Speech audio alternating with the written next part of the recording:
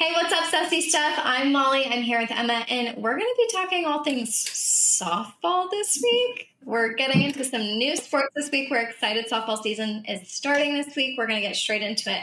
Emma, let's talk about the two teams that everybody wants to talk about right now.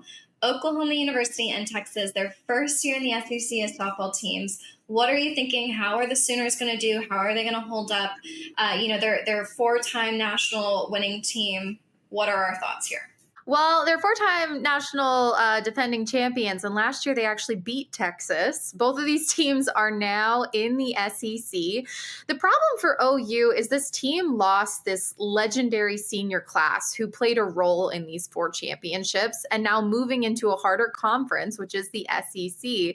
Will OU still be that dominant powerhouse, or is this going to be a rebuilding year? And head coach Petty Gasso, in previous years, she would always be like, okay, we're ready. I mean, last year's team dominated from start to end. Their record over 4 seasons was 235-15. This team was sensational.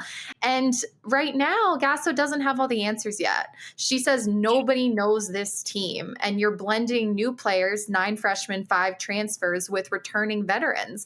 And those younger players, it's like, can they handle the expectations? Can they handle the pressure of that 5th straight title? So it's going to be really interesting to see how they rebuild here. Yeah, I mean, it's interesting because OU, like you just said, last year they had such a seniority type team when everybody else was still kind of meshing, but now they're in the same boat. They're having a year kind of like I feel like Alabama football had this last year, where they're going to have to find their groove here. They're going to have to find what works best, who works best where. Softball is such an interesting sport just because it's so fun to watch. I love softball. I love the pitches. I love underhand pitch. I think it's genuinely so fun. I grew up going and watching all these softball tournaments with my sister because she played travel ball, and it's really fun. It gets dirty, it gets feisty, and it's overall a really competitive sport. And so watching these girls, OU, coming back on this, season high, like years high. I mean, they're winning every single year. They're beating teams like Texas every single year. However, the only difference this year is that they're not coming back with the same team, like you just said, but also they're coming into a brand new conference. So coming into a brand new conference, that can be quite scary. And we saw how Oklahoma football held up this year in a brand new conference. So I do think they are still talented. They have an amazing coach. I am a little nervous for them as a team, though, just coming into a new conference with all those transfers, with all the freshmen. College ball is a lot different than travel ball, so we'll just have to see how these kids do. It'll be really interesting, especially because their early season isn't super difficult. They're playing teams like Wichita State, Cal State, Fullerton, and Kansas, which is going to be a big contrast to their SEC schedule that they're going to have to play. Gasso said the softer start will be great for getting their team prepared because the SEC is just going to be a complete gauntlet. But it might be good to develop the chemistry and everything. But the problem here is if they're playing teams that aren't up to snuff with the teams in the SEC, will they actually be tested before going off and playing these much harder teams? Are they going to be ready to play Texas and Alabama and Florida and Tennessee? So it'll be really interesting to see if this weaker schedule at the front end will be a good blessing for them to let them get their groove, or if it's really going to not prepare them as much as it should for the SEC. I mean, and speaking of Texas and the SEC, a lot of controversies going on just because Texas is currently ranked at number 1 just based off of their roster for the year. And everybody's very upset because I'm very happy. My Texas Queens, they're ready to rock and roll this year, let me tell you. They're ranked at number 1. Everybody's upset because OU has won all these years and they should be number 1, but it's not based off of record from last year. It's based on the record for the coming year and the skill set of the roster. And I will say we have a team like Texas that's coming in the majority seniors. I mean, we're looking at a team that has been in this game. They know how to play OU. They know all their tricks. They know that coach well. So I think coming into a season like this, I do hope for OU that they're able to use this, slower start to schedule to their benefit to kind of warm up to get to those bigger teams. Because I do think competing against teams like Texas, is going to be very, very tough for them just because of that seniority here.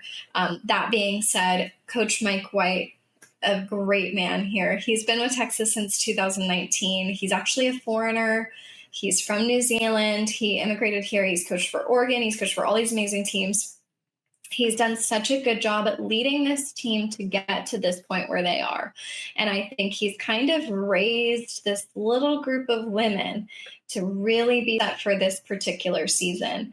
We're looking at, they've got 5 all-star pitchers, 3 of which are seniors, 1 is a junior, and they have 1 little freshman coming in on that roster. So they're well stacked for the year. I mean, he's pulling a Steve Sarkisian here. He is ready to go for the year. I think Mike White is a very brilliant man, the way he's led this team just to get to this point, just to get to this season. Texas does have obviously a difficult year. They're playing teams like OU, they're playing Georgia, they're playing all these teams. So it's going to be a really good year, I think, for Texas, just because they are riding that wave of seniority. Yeah, I'm a little concerned as a Texas fan. What do we do if some of these seniors get hurt? Are we relying on freshmen? Are we in the same boat as OU at that point? So I'm just hoping and praying that they're taking care of their athletes. Their athletes are good to go. Obviously, we've got positions like catcher, pitcher, first base, third base. They all have to have great arms. And so I'm just hoping that they're staying strong, that they're not going to get injured. I hope those outfielders are quick on their feet, ready to go. But yes, I think it's going to be a great season for Texas, and go Mike White for making this team. But I'm very excited for this Texas team. Obviously, junior catcher Reese Atwood, she is one of the best hitters in Texas history. She had a record-breaking 2024 season, 23 home runs. She was a finalist for USA Softball Collegiate Player of the Year, and now she's taking on a leadership role here in 2025. She wants to have a vocal presence in the locker room. She aims to lead the Longhorns all the way back to the championship and win it this time. So I think it's going to be very exciting for these two teams now in the SEC, having these 2 dominant programs. Texas and Oklahoma were in it last year. So I think this is going to be really exciting. I'm excited also to see how it's going to shake up the rest of the SEC, having these 2 teams now in conference play. Yeah, they are set. I was reading online this morning that Texas is set to be the SEC conference champ. So we're looking at, obviously, yeah, they're going to try to take it all the way to the national. But we're looking at a really, really strong team here. We're also looking at a strong team with OU. And like I've been talking about in gymnastics, I think a lot of these scores and a lot of these rankings are so close. They're not super far off. So one mistake, one injury really could throw all these things off. So making sure that these girls are healthy, making sure that they're, showing up and they're good to go is probably the most important thing, I think, for each of these teams. But we're looking at some pretty strong young women in this year's college softball. So I'm excited reading about all these teams, all these new up and coming freshmen. I feel like there's a pretty good balance. There's a lot of seniority here, but they've got a couple freshmen rolling in here, and then they have a few junior transfers on the Texas team. So I think meshing all that together is going to be great. I watched some of their practice videos. They're looking pretty strong, and I'm loving it. Absolutely. And the question I have for both of these teams is, how will they fare as their first season in the SEC, having that conference play in their season?